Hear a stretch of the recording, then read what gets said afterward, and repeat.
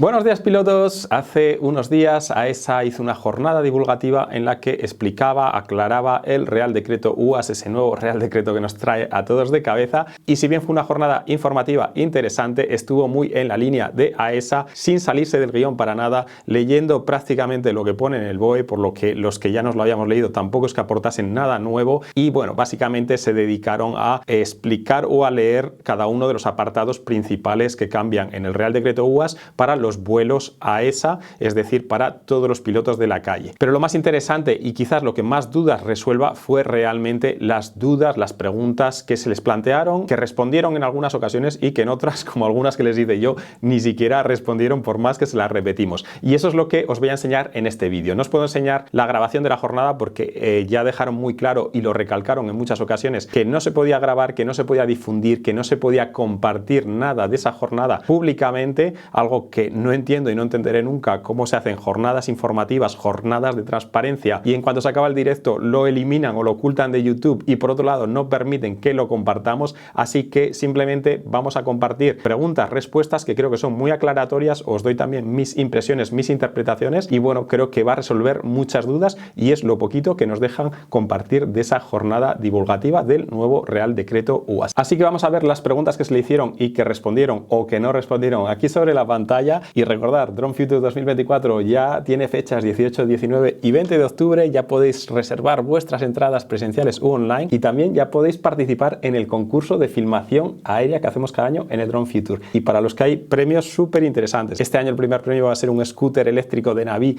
de más de 600 euros con otra serie de regalos, de cursos formativos, de packs, de merchandising. Total, más de 1.500 euros en regalos para el primer premio. Segundo premio, un kit FPV Aquila 16 de Beta FPV con otra serie de cursos también valorado en más de 1.200 euros y también tercer premio con regalos muy interesantes. Así que simplemente con tu entrada presencial u online ya puedes enviar tus filmaciones aéreas y ser uno de los ganadores, aparte de todos los sorteos que tenemos con un montón de regalos para las entradas presenciales u online. Así que no te lo pierdas, reserva ya la tuya. Bueno, vamos a ver ahora lo que nos enseñaron aquí en la jornada. Entre otras cosas, una de las partes interesantes fue este documento que lo podéis ver en AESA, en el que nos enseñan la zonificación de UAS para infraestructuras, para carreteras, para vías, para puentes, etcétera. No voy a entrar en detalle, no es el caso de este vídeo, pero lo veremos en otro momento. Y ahora sí, vamos a la jornada y a ver alguna de esas preguntas que nos hicieron. Muchas gracias a las personas que capturaron estas preguntas, que eso no dijo AESA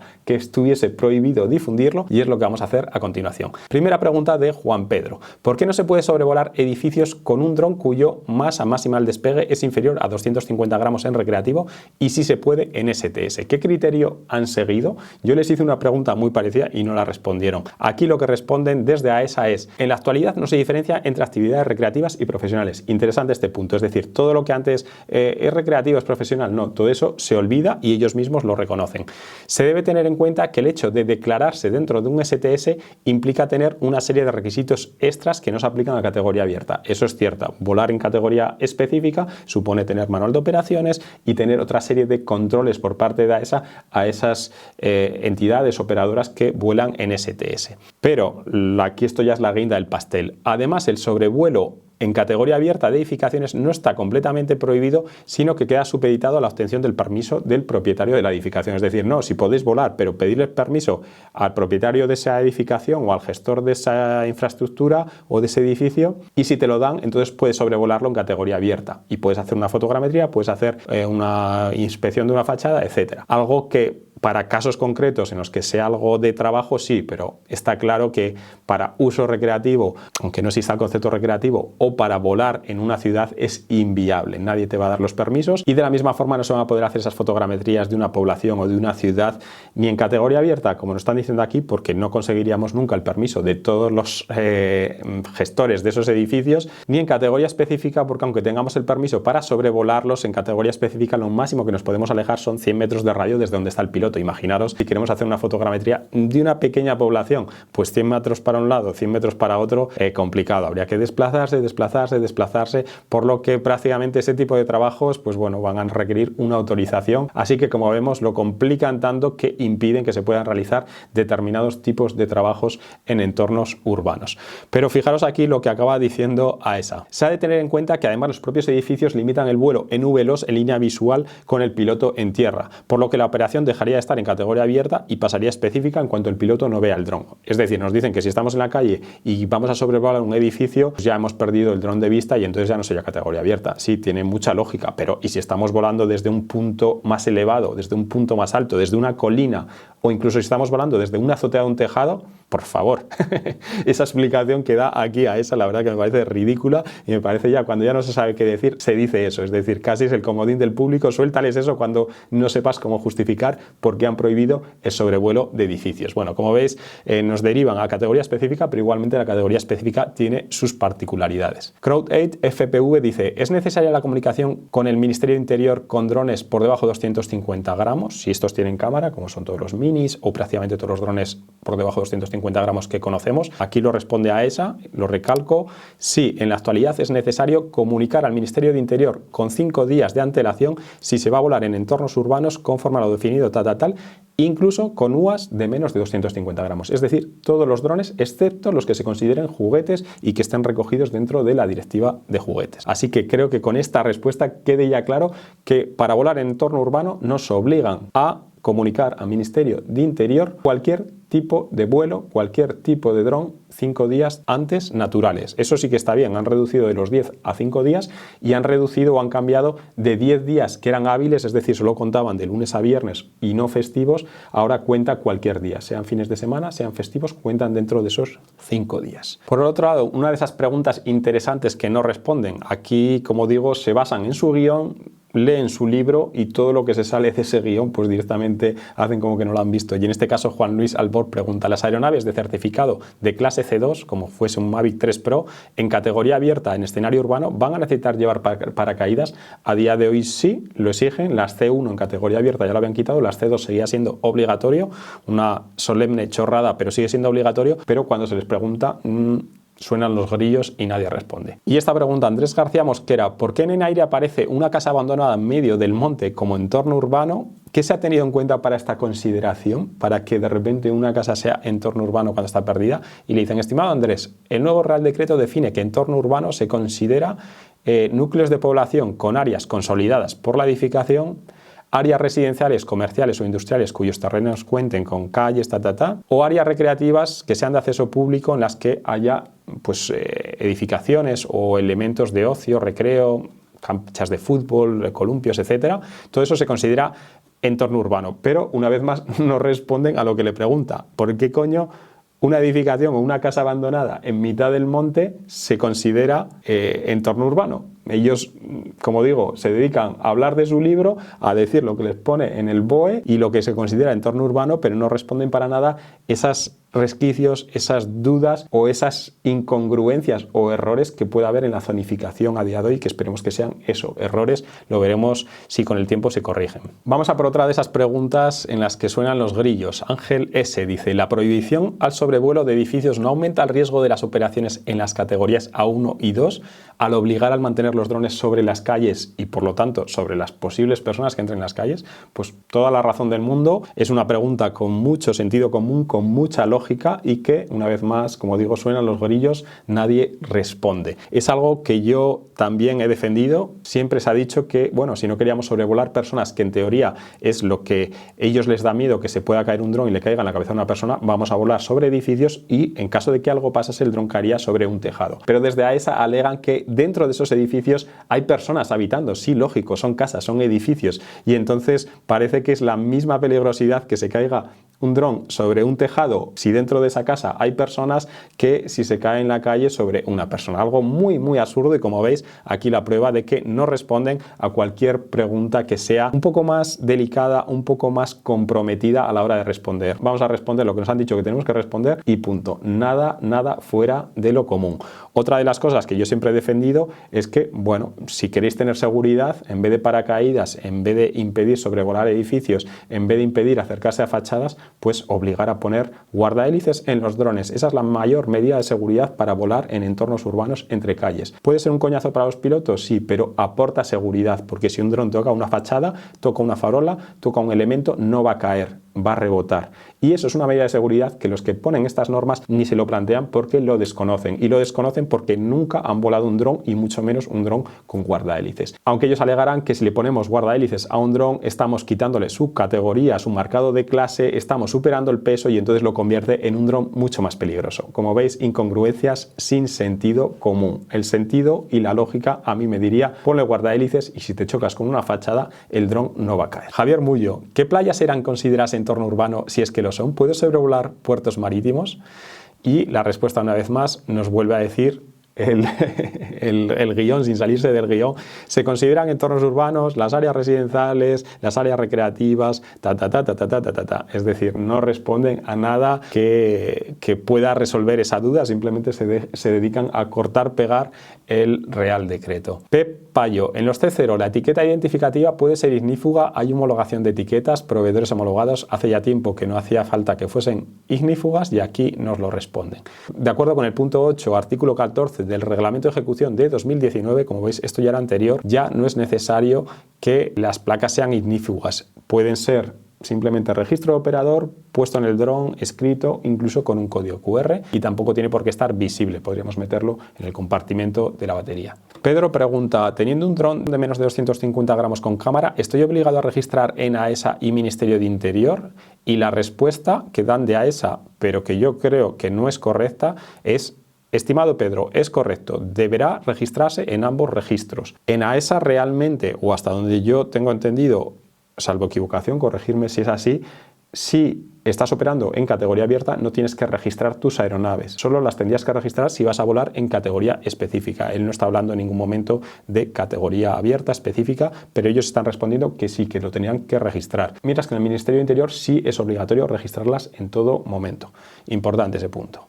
David Navarro pregunta, ¿una zona terrestre controlada implica necesariamente cortar calles? ¿No podríamos volar aeronaves de bajo peso y bajo riesgo sin contar con dicha zona? Y AESA responde, en STS es obligatorio al operar en una zona terrestre controlada, esto no implica obligatoriamente cortar calles, pero sí que debe asegurarse de que ninguna persona entre en la zona. Si usted opera en categoría abierta, esta limitación desaparece, es decir, categoría abierta podríamos sobrevolar puntualmente personas, no teníamos que acotar la zona, esa es la ventaja, pero por otro lado no nos podríamos acercar a fachadas según con qué dron o no podríamos sobrevolar edificios en ningún caso. David Navarro pregunta también, ¿a qué viene lo de no poder sobrevolar edificios? ¿Cómo vamos a pedir permisos a los diferentes propietarios o administradores? Y la respuesta, esta limitación es una demanda de la ciudadanía por motivos de seguridad pública. Es decir, que la gente de la calle ha dicho que no quieren que sobrevueles sus edificios en categoría abierta, que algo muy ridículo, pero que es bueno, el guión que ellos tienen que responder. La siguiente pregunta de Miguel Amaya es interesante. Las playas están consideradas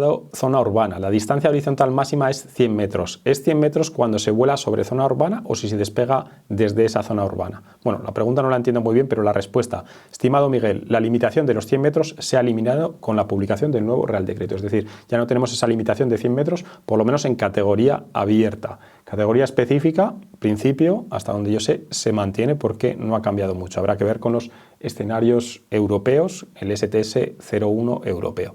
Vamos a por esta pregunta de Luis Sandoval Figuera. ¿Cómo será el registro de los UAS de fabricación propia? Y una vez más la respuesta es tan ambigua y tan poco aclaratoria. Para el registro en AESA le dejo el link con toda la información. Sí, el registro de operador, que nada tiene que ver con lo que está preguntando del registro de aeronaves obligatorio. Para el registro del Ministerio de Interior no somos competentes, por lo que deberá ponerse en contacto con ellos y que ellos se aclaren. Así que, como ves, obligamos a cumplirlo, pero que cada uno se apañe y si no, habla con el Ministerio de Interior. Y fijaros con esta pregunta de Luis Ángel Serrano, que es interesante. Voy a volar en entorno urbano 3 días seguidos. ¿Debo realizar una comunicación al Ministerio de Interior para cada día o puedo realizar una comunicación que incluya varios días? Y la respuesta de AESA, una única comunicación es suficiente. Esta comunicación podrá contener cuantas operaciones se vayan a desarrollar en los 5 días naturales siguientes a la fecha de inicio de las operaciones previstas en dicha comunicación. Es decir, que aunque es un coñazo lo de tener que comunicar al Ministerio de Interior, tenemos la facilidad de que lo han reducido 5 días naturales, es decir,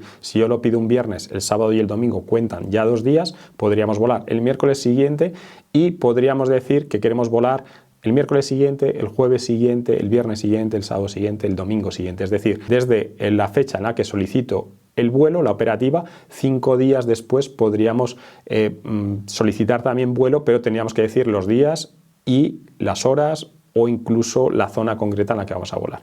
Sí que muy controlados, pero un pequeño respiro, una pequeña ventaja de que no tenemos que hacer la comunicación al Ministerio Interior. Siguiente pregunta de Sergio G. Sergio G.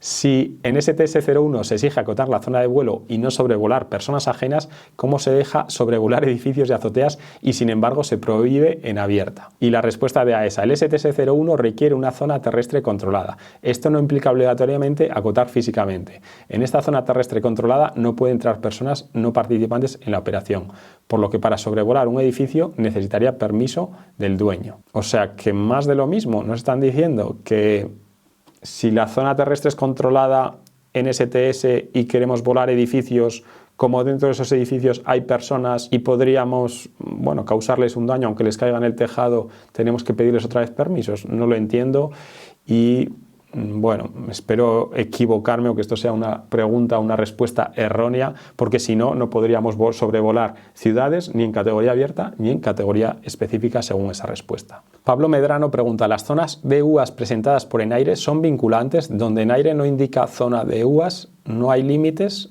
da igual lo que haya realmente en el terreno. Y la respuesta es, la capa de las zonas urbanas ha sido realizada en base a distintas capas geoespaciales generadas y ten en cuenta que dicha capa es orientativa, que puede contener zonas que no se ajusten completamente a dichos requisitos que previsiblemente se irán corrigiendo en futuras revisiones. Es decir, que lo que hay ahora mismo en ENAIRE no es vinculante, es orientativo, que va a ir cambiando y que, bueno, a ver con qué criterio nos quedamos. Si lo que pone ENAIRE, si lo que nosotros consideramos, si lo que dice AESA, esperemos que esto se aclare cuanto antes para evitar confusiones, para evitar errores. José Pérez pregunta, ¿qué trámites hay que realizar para poder volar o hacer una operativa en CTR y urbano, tanto con un sub 250 gramos en C1 o en C2 en categoría abierta? Bueno, pregunta demasiadas cosas y la respuesta es cric, cric, cric, cric. Nadie responde. Si quieres aclarar estas preguntas, esta respuesta, José Pérez, he hecho varios vídeos y haremos algún otro en el que voy explicando qué hace falta para volar en diferentes escenarios con diferentes tipos de drones. Esta era una pregunta tan amplia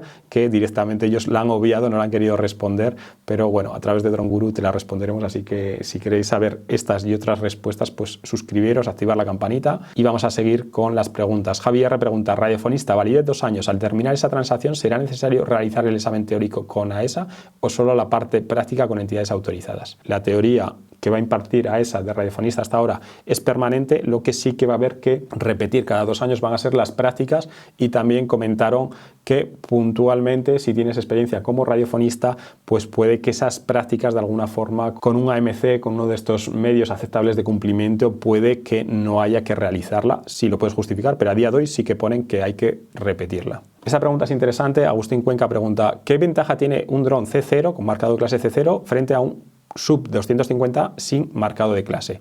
Las desventajas, los 120 metros desde el punto de despegue y no desde el suelo, es decir, esa limitación que le han puesto a los marcados de clase para que no se puedan elevar más de 120 metros. Y la respuesta de AESA es, los requisitos operacionales son iguales para los UAS Legacy, los que no tienen marcado de clase de menos de 250 gramos, que para las aeronaves con marcado de clase C0. Es decir, no hay diferencia, y eso ya lo comentaba yo en un vídeo anterior, entre tener marcado de clase C0 o no tenerlo con drones de menos de 250 gramos. Básicamente probablemente del cara al US Space tendrán cierta ventaja, pero a día de hoy no hay diferencia y aquí nos lo confirman. Aquí otra pregunta comprometida de Gabriel. Artículo 40. ¿Cómo consideráis ustedes que el piloto pueda garantizar que las aeronaves no sobrevuelen edificios en C0, C1, C2? No existen sistemas para ello, es cierto, no existen sistemas. ¿Y cómo lo pueden garantizar? Pues no tenemos ni idea. Que no te pillen, por decirlo así, o que no grabes imágenes, las publiques en las que se vean y no puedas justificar que se ha grabado en STS.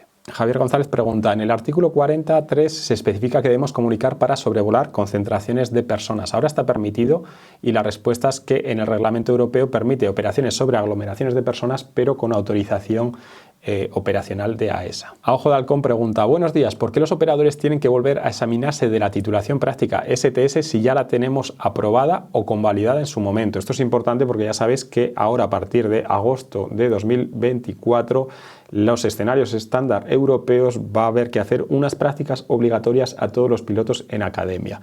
Y la respuesta de AESA, la justificación es que la formación práctica en escenarios estándar nacionales difiere en algunos aspectos de los escenarios estándar europeos, entre los que se encuentran la tipología de UAS y su marcado de clase con el que se realizan las operaciones.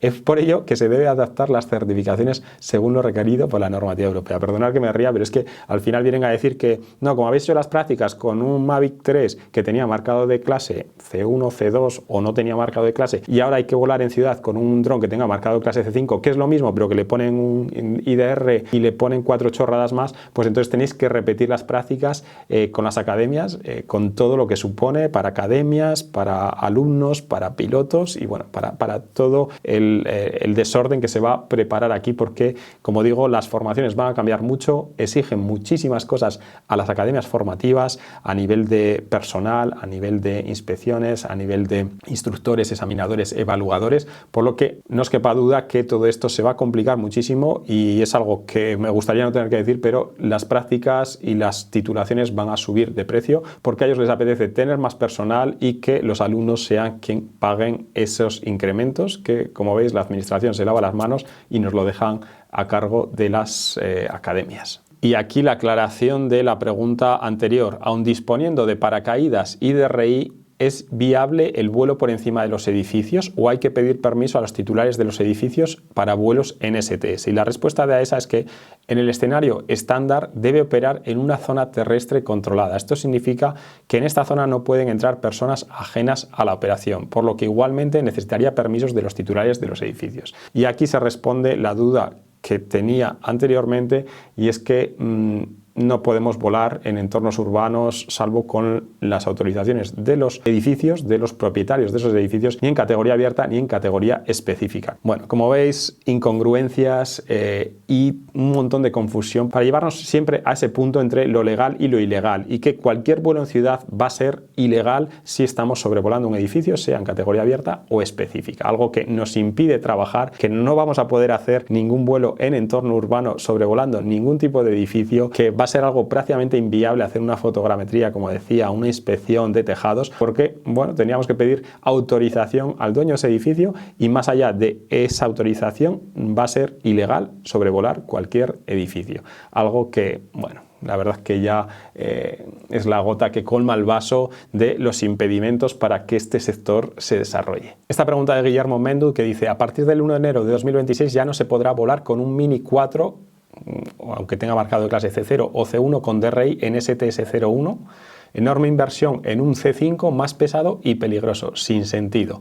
Y la respuesta, pues una vez más, se ciñen al guión. A día de hoy no es posible volar con drones de marcado C1 en el escenario estándar europeo STS-01. Es decir, que los escenarios estándar europeos no permiten volar con drones de marcado de clase C1 o C2, sino que nos van a obligar a tener esos C5 y, bueno, nos vienen a decir que si hemos declarado esos drones antes del 30 de agosto de 2024, los C1, C2 los vamos a poder seguir estirando, por decirlo así, hasta 2026. A partir de 2026, sí o sí, drones de marcado de clase C5, que a día de hoy no existe ninguno, pero es de esperar que surgirán, como dice aquí Guillermo, más caros, más pesados, más peligrosos, pero nos dicen que esos son los drones con los que tenemos que volar. No voy a seguir leyendo porque la verdad es que hay muchas más preguntas. Voy a dejar el documento para que lo podáis descargar abajo en la descripción si queréis leer las preguntas, ver las respuestas, ver lo que han respondido o lo que no han respondido. Y yo les planteaba varias preguntas de cómo se justifica que no se puedan sobrevolar edificios en categoría abierta o cómo se justifica que tengamos que registrar todos los drones en el Ministerio de Interior a partir de ahora y que haya que tener esa trazabilidad. Preguntas para las que no hubo respuesta, como habéis visto otras muchas de los compañeros, para los que suenan los grillos, porque al final AESA en este tipo de jornadas informativas de transparencia, aclaratorias, pues se dedican, como digo, a leer su libro, a ceñirse a un guión y a decir lo que pone básicamente en el Real Decreto, y creo que muchas veces o en ocasiones con errores o erratas en esas respuestas. Bueno, decirme lo que opináis. La verdad que se resuelven algunas dudas, algunas para bien, otras para mal y, como veis, pues algunas con muchas incongruencias, como es el vuelo en entorno urbano, tanto en categoría abierta como en categoría específica, que no nos permite sobrevolar edificios salvo que tengamos el consentimiento de los dueños de esos edificios. Algo que para mí es un disparate tremendo que va a impedir que este sector se desarrolle y que eso tiene que cambiarse, tiene que caer por su propio peso, porque es una ridiculez y no se puede llamar de otra forma, señores de AESA. Dejadme vuestros comentarios y nos vemos en el siguiente vídeo en el que seguiré aclarando qué se puede hacer o no se puede hacer con determinados drones en determinados escenarios. Así que si no te lo quieres perder, activa la campanita, suscríbete al canal y nos vemos en unos días. Adiós, chicos, y recordad, Drone Future 2024, ir a la web dronefuture.es y ya podéis reservar vuestras entradas, participar en el concurso de filmación aérea, participar en los sorteos y disfrutar sobre todo del mayor encuentro de pilotos de drones, bien sea desde tu casa si lo haces online o presencial con nosotros, y disfrutar de esos días que lo vamos a pasar en grande, 18, 19 y 20 de octubre en Haro, La Rioja. Bueno, chicos, nos vemos en unos días. Adiós.